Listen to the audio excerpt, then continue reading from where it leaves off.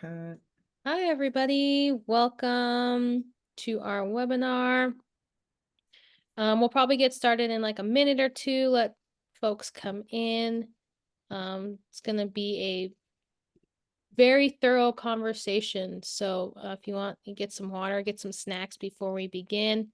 And you can also put in the chat your name, where you're tuning in from, and what organization, business you're associated with. Love to meet you folks as we have more people jumping in.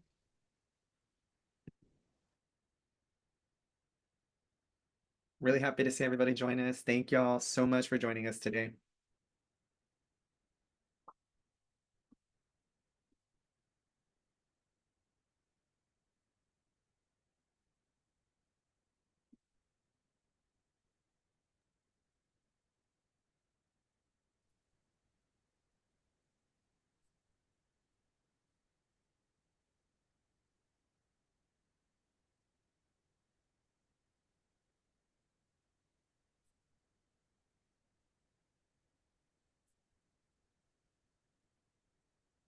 Hello, hello.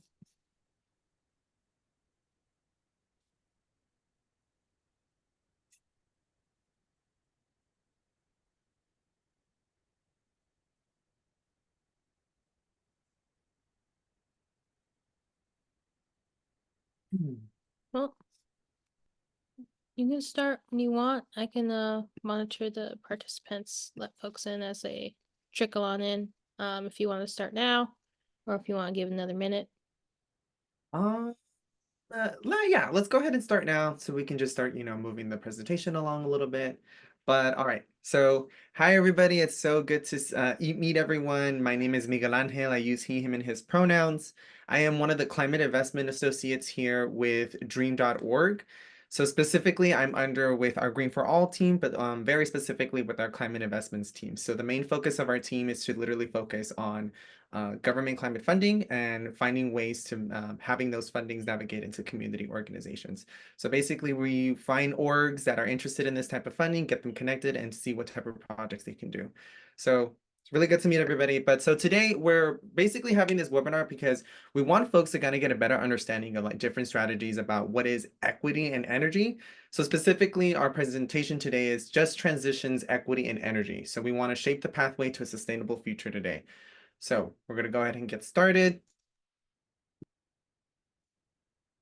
So the agenda today, just to give folks a really good understanding of what we're going to do is a welcome. So hi, everybody. Really good to meet everyone. Secondly, we're going to create context for equity, understanding why we need this, understanding, the big question and the big picture of it. 3 is the need for equitable energy transitions. So creating context is one thing, but also proving the need for it is another. 4th, we would like to discuss about the principles of equitable energy transitions here at dream.org. In layman's terms, that just basically means what do we follow so we can make sure that we have these successful projects in the communities that we want to serve. 5th, exploring different pathways to equitable transitions. So here, basically, we'll give folks a better understanding of different frameworks, strategies that folks can use and take that back with their organizations. 6 is challenges and opportunities. We'll just basically show folks, the challenges, but also the opportunities that we can try to face with these challenges. And finally, conclusions and questions and answers, because I know this is a lot of information. So I know like it's very, very difficult sometimes to just kind of take everything in. So if you have any questions, please write it down. Please send it in the chat.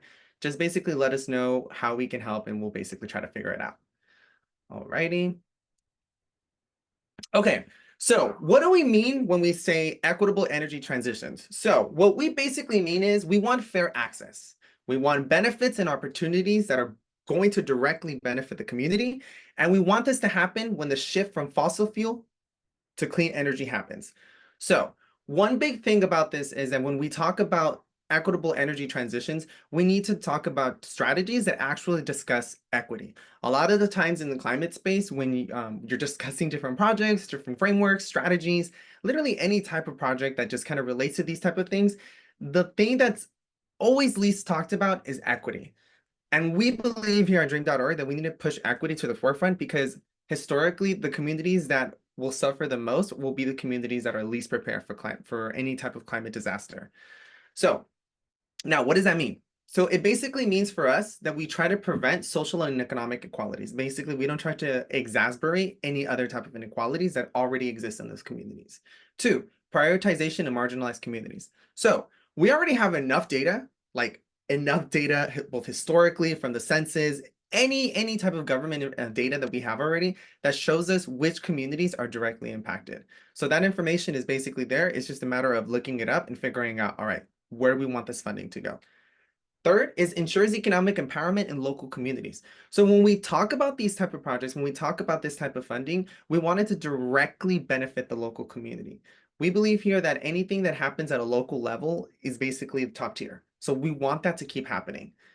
Fourth is enhance public health of local communities. So most folks here know that marginalized communities are most likely communities with least type of health, public health measures. So what that means is that some of these communities basically live near fossil fuel sites. They basically live near oil refineries. So those type of pollutants and exposure is not a good, doesn't do any good, doesn't do any good at all for anyone's health. So it's important when we talk about these type of things that when we talk about improving the environment and public safety, we also are talking about public health. And finally, fifth, facilitates financial access for all members of the community. So we all know from a fact that a lot of the times, lower income communities have a difficult time trying to adapt to these type of measures solely because the access to it is a barrier. And what does that mean by that? So a perfect example, and an example that happens in my family right now, we would like to get solar panels in my home. So I live in Los Angeles, California. My dad is a homeowner. So the thing is that when we talk to solar companies, they're more than happy to talk to us about the tax credits, to talk about the benefits, about batteries. We love it. We want to do it. But the issue is that a lot of the times it's the capital to basically have these projects to start with these projects. So what I mean is, so one big thing with us is, unfortunately, because we want the solar panels, we have to fix the roof. And fixing the roof is also another expensive endeavor. So with it, it's already difficult enough for my parents to basically try to not only fix the roof, but also install solar panels. So when we talk about financial access, that is exactly what we're talking about. How do we fund these type of measures where folks can have full access to these type of projects? So I know I'm rambling, but I want to make sure I give folks accurate data. I want to make sure that folks kind of understand the bigger picture. So what is the need? Why do we need to do this? Why is this important? So for one, our fossil fuel dependency is responsible for nearly 75% of greenhouse gas emissions. And that's only CO2. We don't talk about methane. So that's another type of gas that is not directly, folks basically don't discuss it enough. But for now, we're going to focus on CO2. So as of right now, all our fossil fuel energy systems, they nearly account for 75% of greenhouse gas emissions. So that's a big problem. Secondly, Black communities are 1.54 times likely to be exposed to pollutants near fossil fuel sites. You can also take this same statistical data and we can apply it to other communities. And for Hispanic communities, we're at 1.20 times likely to be exposed to pollutant. So me, myself, and I live in a historically Black and brown neighborhood here in Los Angeles. So for me to kind of not only work in this type of organization, but to also be exposed to this type of data is not only eye-opening. Obviously, I kind of knew about this for a very long time, but it's one of those things that is very surreal. So it's important when we talk about the environmental injustices, they're still happening right now. Those things are still happening as we speak. So when we talk about this need, we're talking about this need as of today. Third, economic disparities. So low-income households actually spend about 8.6 of their income on energy bills. And that is compared nationally to 3% for non-low-income households. So that is a big problem. That to me tells me that when folks get their checks, they're spending almost 9 to 10% of their income on energy. So this includes both electricity, both heat, both gas. It includes all these type of things that basically produce a type of energy. So that's problematic because folks should also have the same type of access to energy while not spending their funds to basically have access to this energy. Fourth, energy access issues. So One thing that we discovered here at Dream is that when we look nationally, around 1.4% of folks in the United States don't have access to electricity. So when we look at the population of the United States, and just imagine 1.4%, that's still almost a million folks in the country that do not have access to reliable electricity. That is a problem. But when we also look at other type of communities, we found that Native American reservations, around 14% of those households in those reservations, they lack access to electricity. That is huge, y'all. I want folks to understand this. If you have 100,000 folks and 14% of those folks don't have access to electricity, that's 14,000 people that don't have access to electricity. That means no internet, no light. Sometimes you need electricity to turn on your stove. Sometimes you need electricity to turn on your water heater.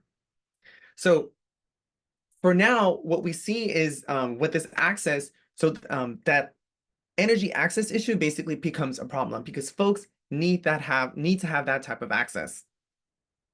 And finally, the climate impact. So we have seen this both historically. I do not need to remind folks, especially with instances of communities that happen in Hurricane Katrina, what we see is communities of color always face 50% more death and injuries from climate events. This study came from NOAA, basically the National Oceanic Atmospheric Association. Correct me if I'm wrong, but I believe that's the name. But point is that their study found that a lot of communities of color are basically not prepared. Their homes, their buildings, communities in that area, they're not built for climate resiliency. So that's a problem. Because that only means that the folks who least contributed to the climate crisis are folks that will be most affected by the climate crisis. That is a problem. So now when we're here as of today, what are we doing? What's happening? What's going on? What are folks doing? So when we see what has happened so far, we can look now at the Biden-Harris administration. So historically, the Inflation Reduction Act, big bill that passed. But I think a lot of folks, what they don't understand about that bill is it has a climate crisis component. That is specifically called the GGRF. So that just basically means the Greenhouse Reduction Fund. So the Greenhouse Reduction Fund, excuse me, is spread into 3 different types of funds. So each fund is responsible for different things in different communities with different type of projects. But this is why we're pushing for this need for equitable transition, because not only do we have the capacity, but we also now have the political capacity and we have the financial capacity to actually do something about this. So when we're looking at this right now, addressing historical injustices. So the GGRF has a very, very unique component that to this day, I will never stop talking about it. I want everybody to always talk about it, but it's called the Justice 40. So the Justice 40 provision basically stipulates that all of this funding, all of it, in each of those little pools of money, 40% of those funds must go to marginalized communities. They must go to LIDAC communities. They must go to communities who have been historically excluded from these type of resources. So not only is that uniquely addressing the funding to go directly to marginalized communities, but it also addresses the injustices that these communities have faced and will continue to face if folks don't do anything about it. Secondly, maximizing climate impact. So this funding, which is the great thing about it, is can be used for a broad range of projects. All that folks need to understand is whenever the organization just wants to do a type of project in that community, they basically need to go ahead and apply for that funding. So that's probably one of the unique things about this funding, that it allows folks from different entities, different organizations to literally fund the projects that they believe will benefit those communities. Third, economic inclusion and growth. So the best thing about this as well is when these type of projects happen in these type of communities, wealth accumulates in those communities. And it's important for us when we discuss about wealth, that wealth in this sense means for folks to live a dignified life. We're not talking about the accumulation of wealth to the point where, they're billionaires and whatnot, but what we're basically asking here is folks should have enough wealth so that they could live a dignified life. And that's the great thing about these type of projects, because they bring that type of funding and they bring that type of local economic empowerment.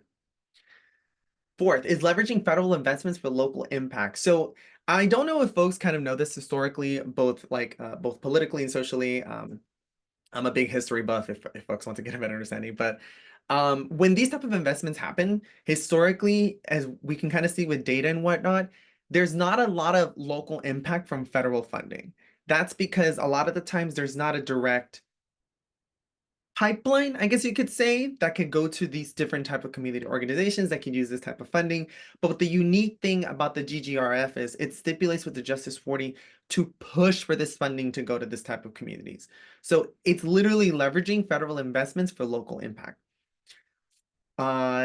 Fifth, so strengthening social and environmental justice. So these policies will promote equity, for the simple reason that when we prioritize these communities and we push for them to get this type of funding for these projects, folks will actually be empowered.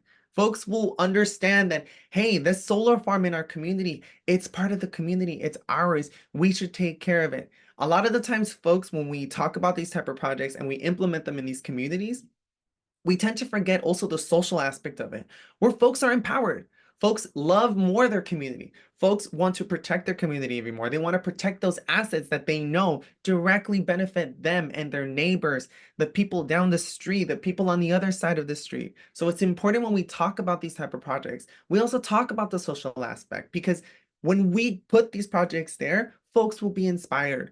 Folks will be empowered to actually do something about their lives.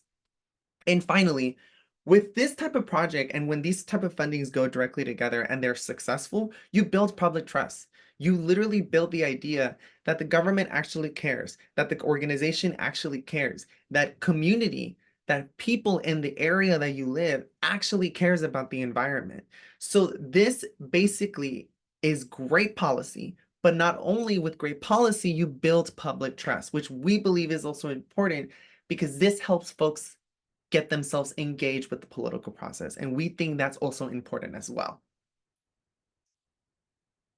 Okay, I know I'm rambling, I'm showing folks everything. So now when we think about these things, right, folks could probably be asking, okay, well, if I'm trying to, implement these strategies, how do I, what values should I follow? What principles should I think of? What type of mentality should I have? And with folks, I could basically show you what we do here at Dream. So at Dream, we like to follow these 4 principles when we ever think about climate investment projects. So for one, inclusion. So are you talking to your community? Have you hosted town halls? Have you hosted a forum? Have you gotten comment cards from your neighbors? You need to find ways to actually find and talk to the community. Because at Dream, we don't do things for the community. What we do is we ask them what they need and help them achieve that. Because that's the important thing, right? We don't want to lead their projects. No, we want the communities to be empowered to lead those projects. So we want this inclusion to be a big aspect of it. Secondly, accessibility. Can everybody access it? It's that simple, honestly. You have to just ask yourself, can you access it? Can you access it? Can you ask somebody else to figure out, hey, like, can you afford that? Hey, do you have the capital to fix your roof before the solar panels? So we have to really ask ourselves, is it financially accessible? Can folks access it directly? Do you need to submit something online? Can folks submit paperwork? So this idea of accessibility needs to be of a broader range, because a lot of the times folks can be like, well, they can get through the door. Yeah, that's fine. They can get through the door, but can they pay for the service? Because that's not accessibility. So when we think about accessibility, we have to think about it that way. Yes, get them through the door, but also find a way for them to pay for that service so they can get that type of resource. So third, sustainability. So this can honestly, we can honestly talk about different aspects of sustainability in the climate space because obviously it's extremely important.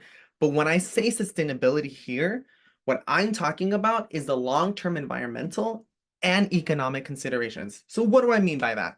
So for me, which will be discussed later, is that when we talk about these type of projects and when they happen in these type of communities, 9 times out of 10, a lot of folks in these communities, they can't come together and make a capital plan. That takes a skill. That takes a required skill to learn, and not everybody learns that. So when we talk about these things about sustainability, we like to say, for example, a capital plan that not only will contribute to the maintenance, but also the operation of these projects. Because one thing about Dream that we don't want to do is we don't want to just drop a project at a community and then tell them, you guys take care of it. No, we want to prepare them. We want for them to understand these are assets. These are financial assets. Y'all need to be involved. This is not something that y'all can just be passive. You need to be active in this situation. So when we discuss about sustainability, it's not only for letting folks understand that, hey, these things are important, but also this plan is important. If you want these projects to maintain themselves, to keep bringing back capital to you and your community, folks have to be involved. So when we talk about sustainability, not only are we talking about, is this project going to do more environmental harm? More environmental harm? Or is this project also going to exacerbate gentrification? Because we don't want that either. We want the community to be locally empowered economically. And finally, fourth, justice and fairness. A big thing that we always like to discuss here at Dream is past historical inequities.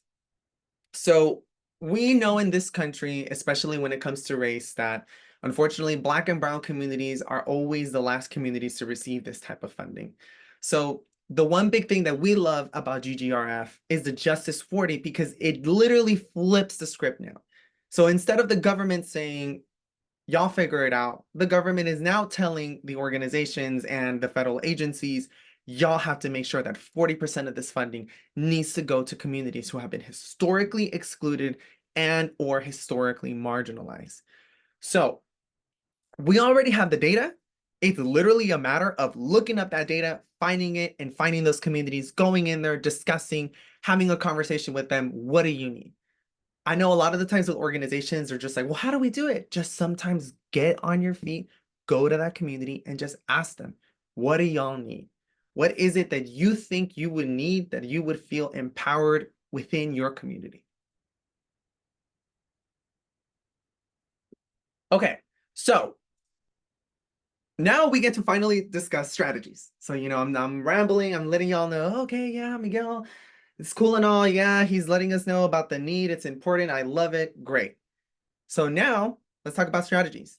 So one big strategy that I would always like to bring this up to folks, and I think folks should know this, especially in the climate space, and especially if you try to work with marginalized communities, is understanding capital plans. Folks, it is very important that capital plans are not only have all these key components that are on the slide, but they also explicitly state, excuse me, I'm so sorry, but they also explicitly state the benefits for that community. So what is a capital plan? So a capital plan is just a strategic document outlining investments in long-term assets and infrastructure. So what that just basically means, because I don't want folks to get freaked out. I know I get freaked out sometimes. I'm like, what was he saying? All that just means is it's a plan that has these 5 components. It has investment objectives. So what that means is, what are the goals? What do you want that project to do? Do you want that project to give y'all a little money back? Do you want that project to sell energy to the energy company? What do y'all want? What is the goal? That's 1. 2, budget and financing. We need to know how much it costs to build it. We need to know how much it costs to maintain it. And we need to know how much it costs to operate it. That component is just that. You just talk all money. You let me know how much is it, how much was it, how much you needed to operate, how much you need to make sure that, that money needs to go back. All that is finding out the financial plan of like keeping that project sustainable. 3, prioritization. So with capital plans, there's a certain type of category, a certain type of section that you can have in a capital plan that's called prioritization. What that means is that when this capital plan is produced, you have criteria that allows different projects to take that capital plan. So what I mean, so a perfect example of this is this. Let's say you make a capital plan for a solar farm, right? So the capital plan is very general. You have an idea. So you probably would have two scenarios like this. You have an organization that's saying like, hey, we want to do a solar farm for the community down the street in this area. Can we do it? Sure, go ahead. Use the capital plan. Here's the strategies, here's the funding, et cetera, et cetera, et cetera. You have something like that. And or you probably have something like a business saying, hey, I want to do electrification, but I want to add solar panels to my home. So they can also still use that capital plan because the criteria is literally, for example, in this case, is putting solar panels in that community. Let's say that's a criteria. So that's why in this instance, the organization can put solar panels for the community. And in this instance, the business can do electrification and basically add solar panels to their business. So that's basically what it means. I know it was a long little example, y'all, but if you have any questions, please send it in the chat. I can follow up a little bit about that. But that's just basically how it works. Finally, fourth, implementation timeline. We got to know how long this project is going to be completed, how long we hope to think to maintain it, basically anything of that nature. A milestone, like, oh, you got this funding on this date, that's a milestone. Oh, we completed 95% of the project on this date, that's a milestone. So anything that is milestone ready, you add in that section. And finally, which I think is the most important part, because when we talk about climate projects, I think a big aspect that we don't talk about enough is the risk management.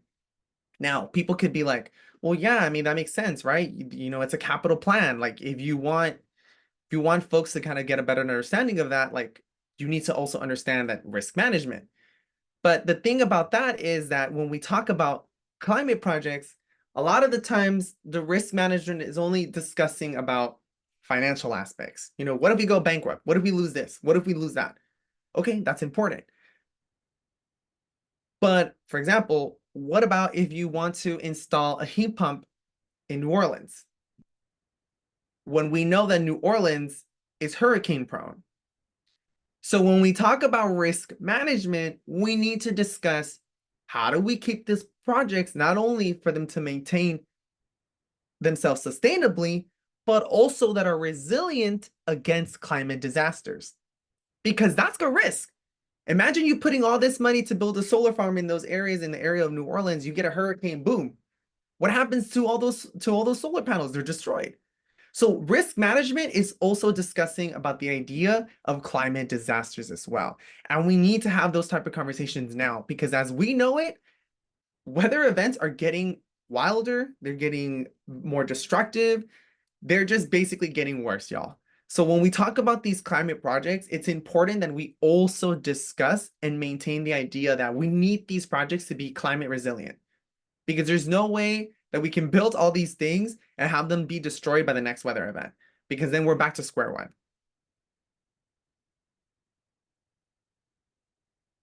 Okay, give me 1 second, y'all. Okay, cool. So that's one strategy. The capital plan is one strategy that we feel is important for any type of project that requires this type of climate funding, right? So a second strategy that we also like to discuss here at Dream is community ownership models. Now, what does that mean? As you can tell by the term itself, it literally just means that it is an asset that is owned by the community. There's different ways this could be created, this could be, you know, done. But for now, let me go over the most basic ones. So all it means when we talk about community ownership models, it means that when we're talking about local residents collectively owning and managing assets like renewable energy projects.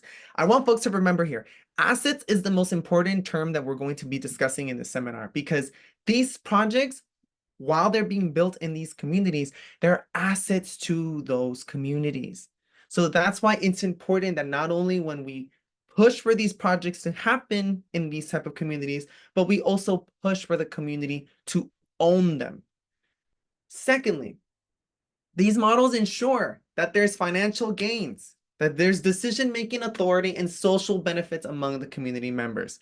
So most of y'all have probably seen this, but I'll give you an example. So there's basically, I believe, a few electrical co-ops, basically organizations that come together and build a type of solar project, a solar farm, and they basically they provide electricity for that local community. So in this instance, you could be a part of that organization that owns the solar farm, aka the electrical company. And since you are a member of the electrical company, you receive um, capital back. So this is like we probably seen this, when you own solar farms and whatnot, how homes sometimes get back like a few bucks, like maybe 30, 40 bucks, 50 bucks tops. You receive that back because the electrical company came and bought the extra electricity that you produce. So that's one big unique thing about the community ownership models that we here at Dream we love because that is how not only folks get empowered, but folks also now have a stake. Now imagine if you're owning the type of you're a part of this co-op, right? And you're having these type of conversations. For you to basically lose that type of like money that's coming in for you, it'll be rough on you, right? Because 40, 50 bucks, it's like my dad said, nobody's gonna give you 40, 50 bucks. If that money comes in your pocket, I mean, it's pretty solid, right? So that's why we believe too that it's important for these models to be not only like the priority, but for folks to understand like the benefits of them. Because without them, we believe that it just basically lacks a lot of economic empowerment, local community input. So that's one big thing that we're pushing for. Finally, it helps drive local economic growth and ensure equitable access to energy. So imagine if you're pulling solar panels in a community that desperately needs it, and sometimes in instance you have organizations that will literally pay for someone to have the solar panels, and they let them pay it off in a later time. So we'll go back into that, and we'll actually have like a whole discussion about that. And then finally, community ownership promotes environmental sustainability. So one big thing about this is most climate projects are very sustainable in the instance that, they don't require so much resources, especially like, for example, like minerals and whatnot, to basically ensure that they keep operating. And what big thing about this too is since the community owns these type of projects, they're able to kind of understand and say like, hey, this could actually mess up the solar farm. So maybe we should kind of be on top of it. Maybe we should kind of, put some money back into the solar farm so we can ensure that it lasts longer. So this type of model, it just empowers folks to get a better idea of what it is to mean to own an asset. Because owning an asset, we believe is important, especially for you to build wealth, but especially in your communities. Okay, y'all, so we want y'all to join us for a little, they're basically called the Minty moment. So I'm gonna go ahead and stop sharing my screen because Tori's gonna help me out with this one. Give me 1 second, y'all. And then I'll just let her share the screen. So basically, either you go to the website and you put in the code, or you use the QR code. And for folks to just if you have an iPhone, you can literally just pull out your camera and then just touch it. Android phones should do the same thing. Just open up your camera, give it a little light touch, and it should basically work. But we're just gonna have a cute little question for y'all. Just, we can stay awake because I know this is a lot of information, and I want to make sure that folks kind of take back a little bit more than just me rambling. And I'm going to switch to the next slide, but if you haven't entered in the code yet, you'll see at the top it says menti.com and the same code will be available. But I'll go ahead and flip it to the question. Okay, cool. Now, so do you know of any examples of community ownership models? This could be anything. So somebody already wrote something. I love that they wrote neighborhood gardens because I also have a little neighborhood garden. My middle school owns it. Love that. But just put anything. If y'all can just put multiple, just put one or two, just so we have an idea of what type of community ownership models folks have seen?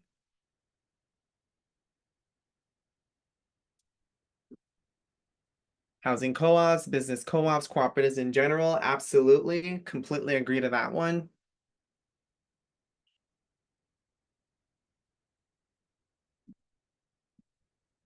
Just gonna give it a couple more seconds for folks just to submit.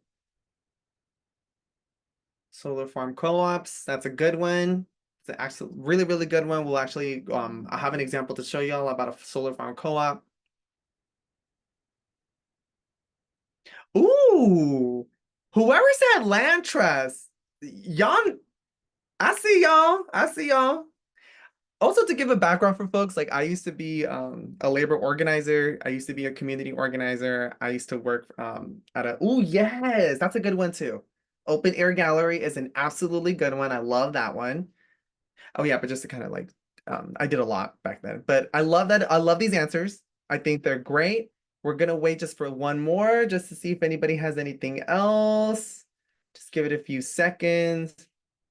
But yeah, folks, these answers, I will let everybody know they're great answers. I love them. Oh my God, whoever said land trust, yes, love it.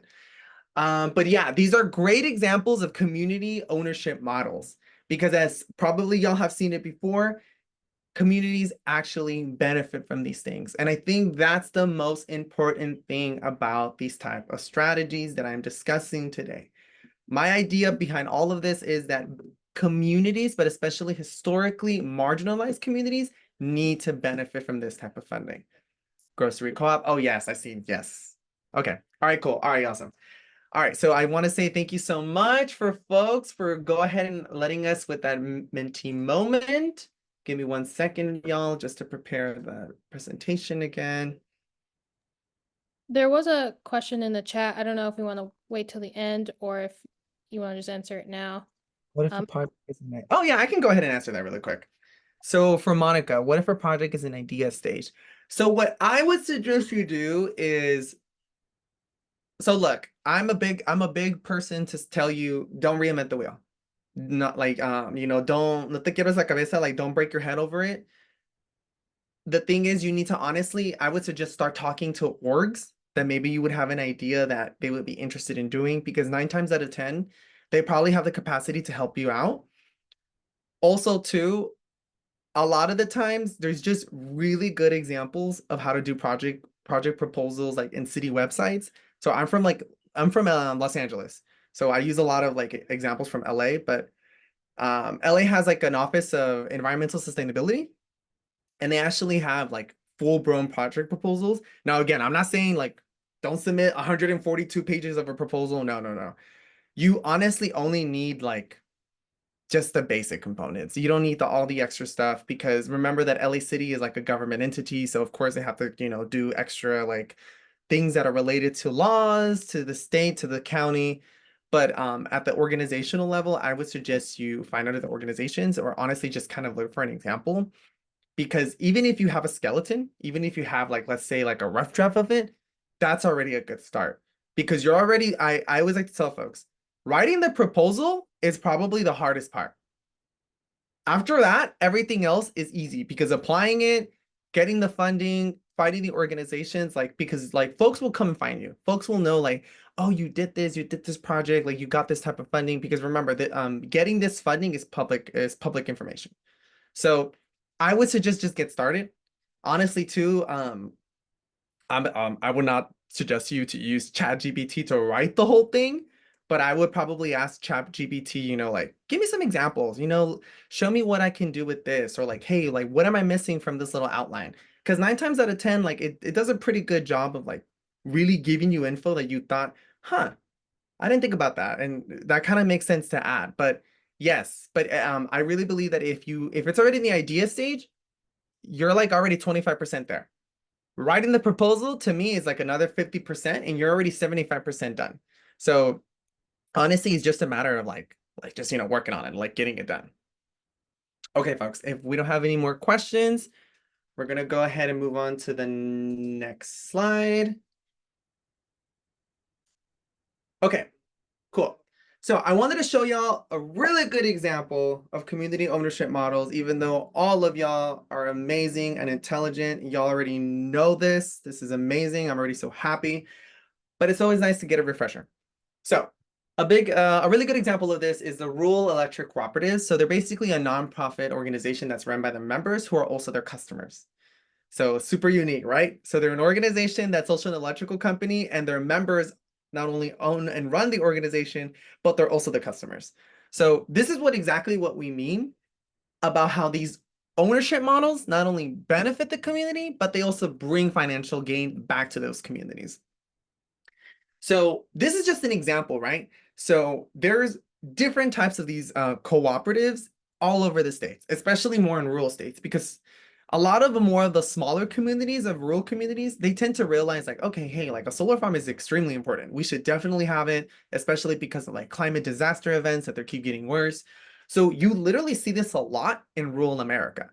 And right, and a lot of folks think like, oh, well, my God, like, you think like rural folks, they would be like anti, but no, it's just one of those things where we can clearly see that, hey, like we have a lot of common ground. Some folks clearly see the benefit of having solar farms, especially in their communities. So just to give a quick refresher on this again, so the benefits of these are democratic governance, meaning folks can actually have and say what they're doing. Shared profits, meaning folks actually get a type of capital back that they could spend money in their own pockets. And 3, local economic impact. Again, it's important. It's super important that these projects empower economically and locally. Without these type of projects in these communities won't improve and they won't be ready for climate disasters. So it's important that we talk about, when we talk about these projects, that we focus on these communities that have been historically excluded.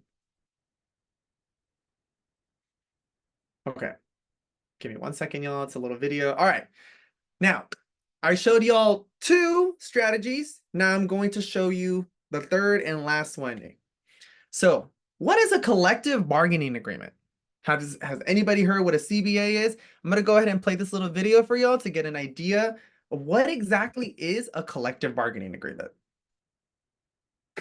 Hello, Union family. I'm Charles with American Workers First. Welcome back to Union Facts Friday. Today we're talking about what is a collective bargaining agreement.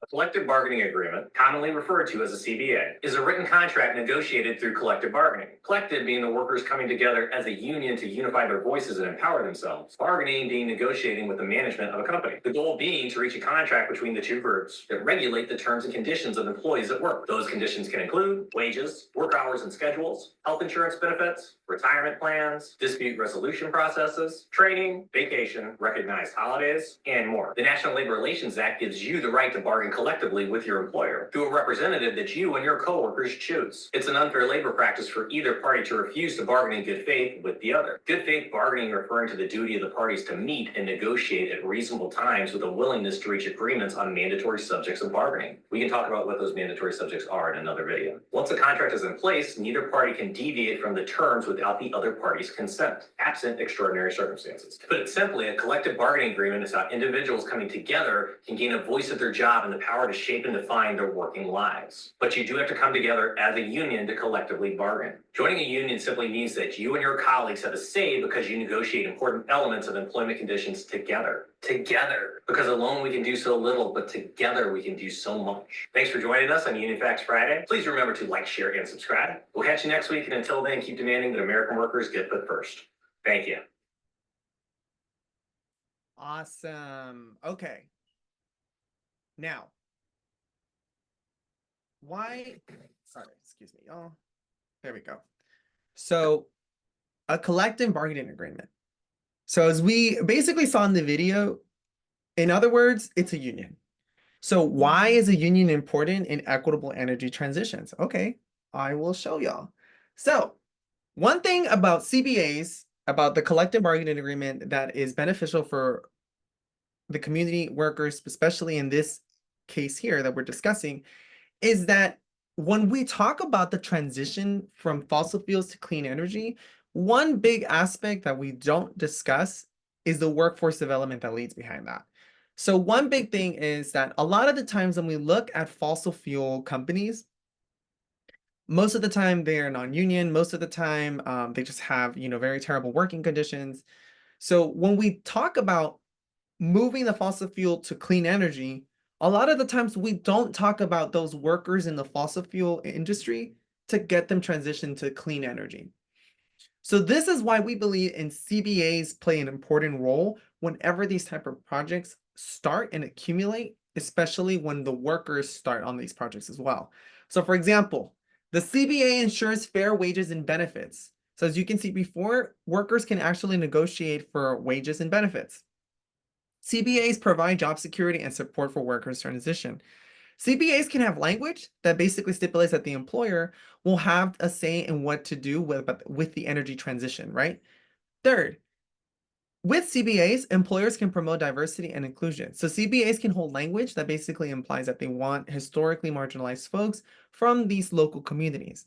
So for folks not to get freaked out, it's not about saying like, oh, we only hire those folks. No, it's just a prioritization, meaning that folks want to be prioritized. Fifth is CBAs can basically facilitate just transition policies.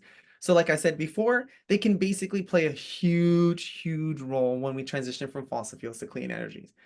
And finally, six, by linking collective bargaining agreements to community benefits, it not only provides local infrastructure, but it also provides local economic empowerment for those communities. Okay, so now we talked about collective bargaining, which is great on its own, but community bargaining agreement is also a great thing as well. However, both of these are needed to basically work with each other to actually push for equitable energy transition. So what is a community benefit agreement? All it just means is a legally binding contract between developers and community organizations that specify how these projects will benefit the community. So a really good example of this, as we can see, let me go ahead and just. Okay, so as we can see here, so collective bargaining agreements and community benefit agreements both play a very unique role. So as you can see here, I've picked three categories that I feel that does a really good job of promoting equitable energy transition. So for example, job creation and workforce development. We already can tell with a collective bargaining agreement, just transition policies can happen. So this basically means that they can have a contract with the fossil fuel company, a union contract, and that union contract can basically stipulate, hey, there's got to be a type of training, there's got to be a type of transition for this worker to go to the industry, to go to clean energy industry. So that's one. Community benefit agreements can do the same thing. Community benefit agreements can have stipulations that say that you must hire local workers. So when you hire local workers to work on local projects, you literally build local economic empowerment. Secondly, environmental justice and pollution reduction. So union contracts historically have been known to always protect workers, especially with workers' conditions, with workers' safety and whatnot. So one big thing about the collective bargaining agreement is it promotes a healthier environment, it promotes a healthier working environment, and it promotes literally the clean energy transition. So that directly connects with community benefit agreements, because what community benefit agreements can do is they can basically stipulate that if a project causes more environmental harm, it cannot be constructed. So that's one big thing that the CBA, both like the community benefit agreement and the collective bargaining agreement, can connect and work together. And finally, the third and last point, community empowerment and ownership. So workers through their union have a say and an input of their jobs in their lives. So with that, they basically have an input in, let's say, for example, with clean energy transition policies. They can also address local needs. As long as there's a collective bargaining agreement, the union can literally work with the employer to kind of find a type of community benefit that both the employer and the employees, also known as a union, can agree on. And finally, with community benefit agreements, the community benefit agreements can basically add and stipulate that if these projects were to be constructed, they have to be community owned. So that's one big thing that we really believe here at Dream that are both crucial in their role to equity. We believe that both of these type of agreements can basically help push for just transitional policies and can also build local economic empowerment in these communities. So how do we apply it to practice? So with all this information that I told folks, how do we actually make sure that we put this information in and we actually apply it correctly? So again, I'm a big believer of we don't have to reinvent the wheel. Everything has already been done before. We just need to look at see what's happened, what's worked, and work with that. So one big thing, for example, is with capital plans, the low income investment fund. So one big thing that I like about this organization is that they're an organization that provides grants, low interest loans, and equity investments for projects like solar installations. But one big thing that they do with anybody who approaches them, they help build capital plans. And one big thing about them is that they want to make sure that these projects, they're sustainable. Because again, we don't want to exacerbate gentrification. That is a big no-no. We don't want to do that. Another good example is the California Solar Initiative. They do the same thing. They provide grants and incentives to nonprofits, local governments, and again, they also help create capital plans for long-term sustainable development. So community ownership models. I already showed folks about the rural cooperative, the rural electric cooperatives. Another good example is the Detroit Solar Co-op. So it's a community solar cooperative that enables Detroit residents to invest and benefit from local solar energy projects. So this organization, the main reason why I love them is that if you have somebody in your community who literally cannot afford the installation, they actually work with that community member to not only give them like a type of discount, but also provide a type of payment plan so they can basically say that they own those panels on that home. So I think it's important that these type of things happen because community ownership is the future. Without community ownership, we're basically back to square one. And finally, for folks to say, well, I don't know, like what's a good example of a collective bargaining community benefit agreement? So again, I'm from LA, so obviously I use all my examples from Los Angeles. But one big one that folks can look up and is a really good example is the Los Angeles Sports and Entertainment District CBA. So this is a community benefit agreement that directly works with all the unions that are in Los Angeles. And one big thing is that it ensures affordable housing, job training programs, and community services.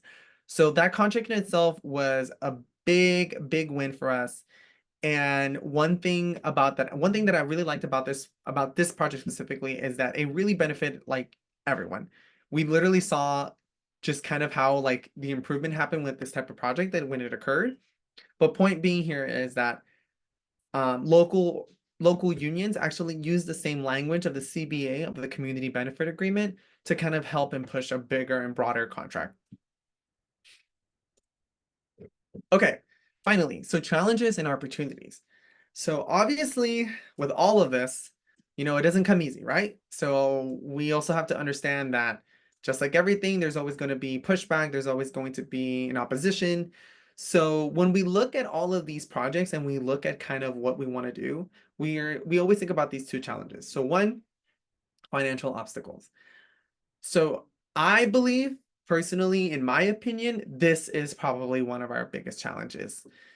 We love that the IRA, the GGRF, it's great, it's pushing that funding. But one thing that we feel like it did lack is the ability for capital to be pushed upfront for these type of projects. So what I mean by that is a lot of people can't afford to fix their roofs for solar panels. A lot of people can't afford to fix their walls so they can install the heat pump. A lot of people can't afford to install a car battery in their backyards.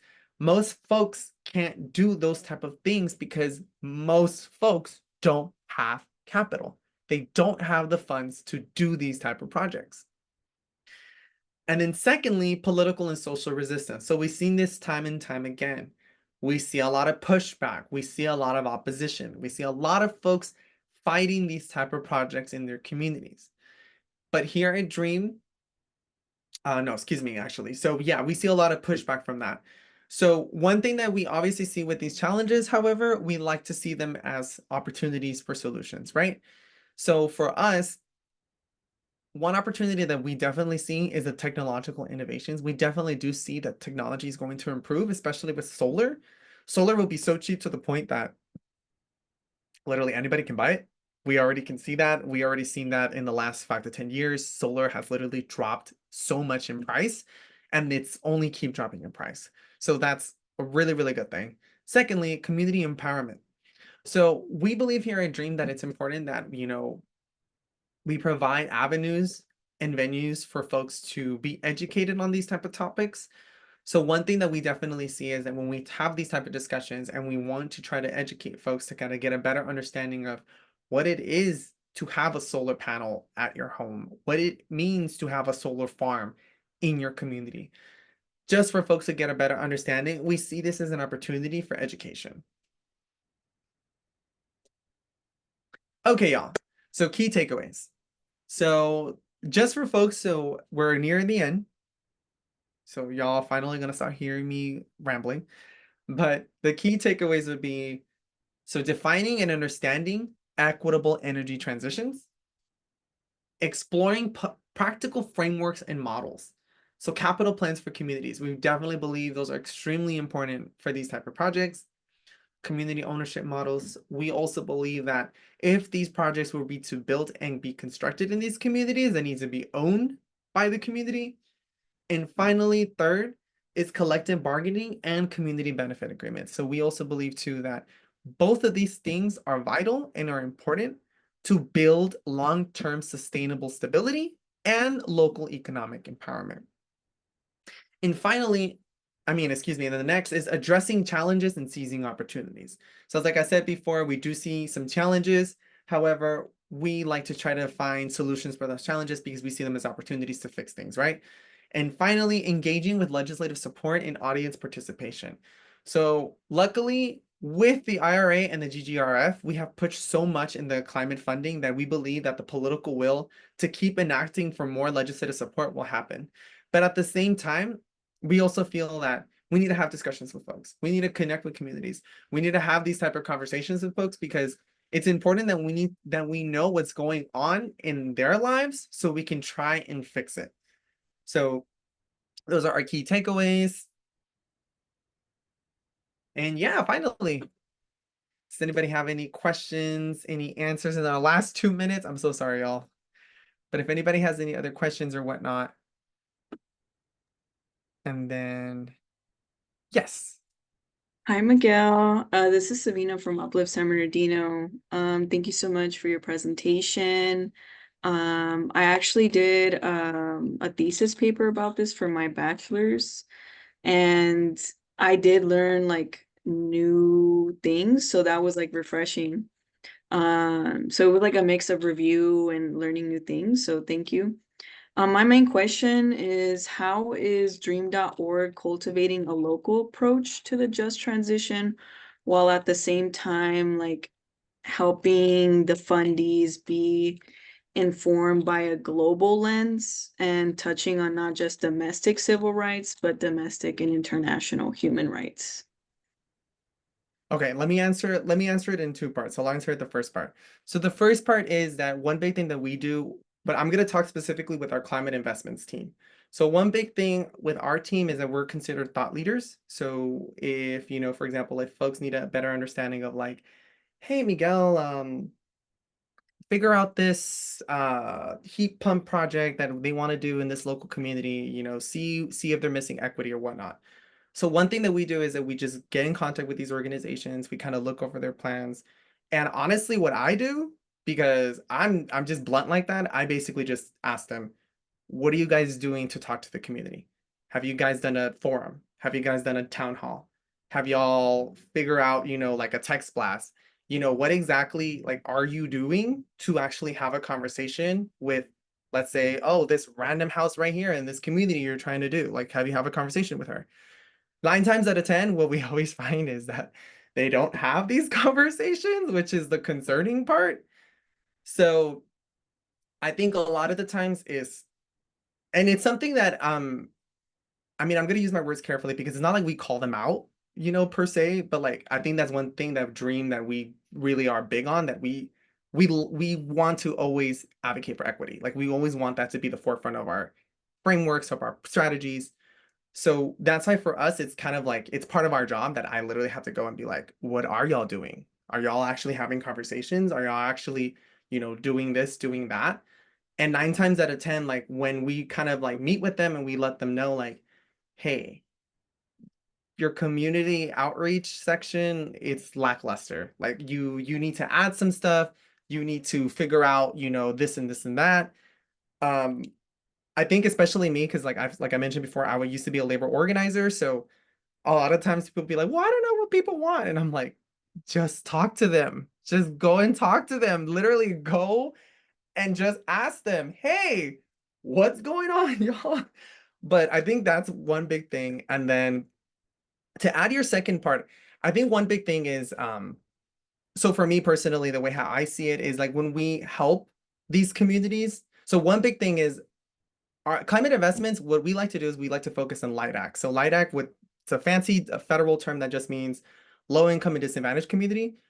So what we do is we look at that data and we basically kind of correlate it with any other historical data that we already have. So for example, one big thing that, what's a good example?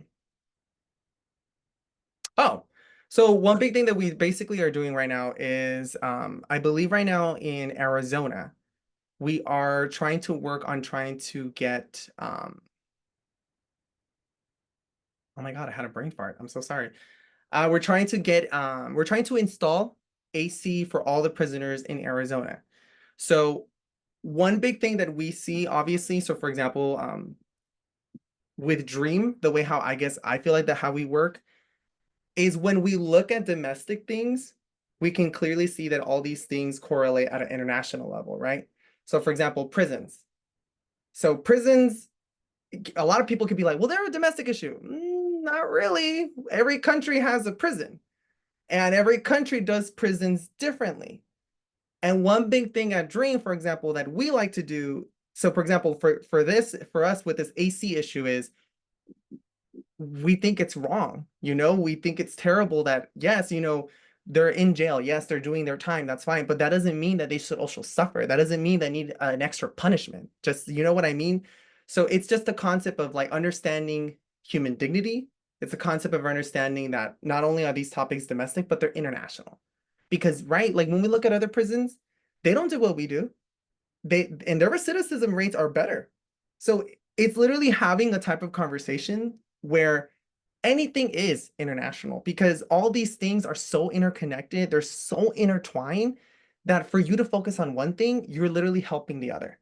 So I hope that answers your question. I hope I feel like, yeah, let me know. Yeah, so what I meant was like, for example, if there's a project incentivizing electric vehicles, like realizing that the materials used to build electric vehicles come from different parts of the world and there are human rights violations during that process. And so while you know, transitioning to electric vehicles and other zero emission vehicles is like a step in the right direction, like still recognizing those like shortcomings and those injustices and, you know, just finding a way to like help the fundees be informed about that. Like, yes, it's good. Like, it's good to have a local and domestic lens because that's what we call home. But just recognizing those like international ties and like all that. No, That's what I meant. I'm actually super glad you said that. And again, I want to just say I'm sorry I misunderstood the question, but so funny you bring that up because we actually have a one pager of our position on that. And it's crazy that you mentioned, excuse me, it's wild that you mentioned all that because we do acknowledge that. We do, for example, like one big thing that I always like to kind of talk in the climate investments team is like EVs are great, but there's no way that everybody can get an EV. You know what I mean? Like the most logical thing is mass public transportation, right? Exactly. So that's Exactly. one thing that we acknowledge because and you know what? I think it's kind of like where the organization is and where it stands, but like their big thing is like it's you know, if it's gonna happen, we might as well say something about it, but at the same time, like yes, it's happening, but we're more on this side. So that's why our big thing has always been like EVs are great, cool, whatever, but they're not gonna solve the whole transportation issue because Exactly. there's more to that, right? Because there's no way in hell that everybody gets an EV. Like that's wild. But I hope that answers your question. Thank And you. Yeah, it does. I'll add a little bit more because I know your boss, Jackie, is very involved in the international scope. Our org attends COP very frequently. And we, agree to the, international foundation that's set in those COP meetings. And so we try to uphold those as much as we can. And I also wanted to add a little bit about your first question about what is Dream doing to actually, get folks plugged in. I wanted to talk about our transformative communities team. And they are the ones that have been on the ground. They've selected specific cities in the past where we've had these community meetings where we brought in organizations, entrepreneurs to talk about what are the, environmental impacts, what are the financial barriers involved in these specific communities. And then we gave on grant workshops to help them get access to the grants and then offer them technical assistance. We have been opening that technical assistance part up further than just these specific communities, so we're still working on them. And so if any of you are interested in becoming a transformative communities partner and learning about either having us work with you directly or help you get access to that, the money that Miguel was talking about in terms of, the greenhouse gas reduction fund, some of the grants that are available through that. I just posted the link on there. And I'll make sure that all of the offerings and this slideshow are sent out once the recording is posted online, and I'll make sure this recording is sent out too, so it could be reviewed. Awesome. Thank you so much. Yay. Okay. Well, yeah. So if there's any more questions, because we are 8 minutes over, and I know that folks probably have some things to do, but I just want to say thank you so much for joining us. I really, really appreciate it, y'all. My contact info is in the group chat. I just want to give a major shout out to Tori. Thank you so much for helping me out, like always. And yeah, thank y'all. Just thank you so much. Really appreciate it. Before we go, I would just like to introduce myself and even Laura O'Connor. So I'm Christopher Welch. I'm project director for an organization called When Black and Brown Go Green. We're into what's been coined to us, not by us, as advanced climate justice. That looks like transformative movements in workforce development, ecology and success, environmental policy, and then deeper infrastructure. We're truly interested in making some friends across this community. So I'm gonna put my email into the chat if you would like to reach out, just for the sake of capacity building. I love it. Thank you. Thank you, guys. I think there's definitely a way we can help support your movement building. Ooh, sorry, y'all. I got a random Slack. Yay. Okay, cool. Awesome. Really appreciate everyone. I'm just really glad that everybody joined us. I'm really glad we're making these new connections. But yes, I'm gonna actually go ahead and email y'all because I definitely believe that capacity building is a big thing because especially we need all hands on deck for this thing. But yeah, let me just copy your email. As folks are even like developing some of the strategies that she laid out, would you be comfortable if they, asked you with further questions or maybe like set up meetings to like help, okay, kind of advise them on this journey? Oh yeah, absolutely. Please. Here, I'm just getting everybody's email.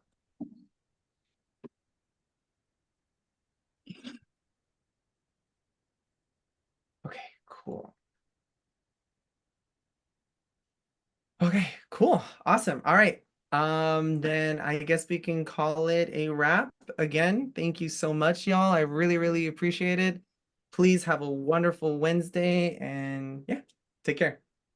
Bye, Thank everybody. you all. Bye. Bye, y'all.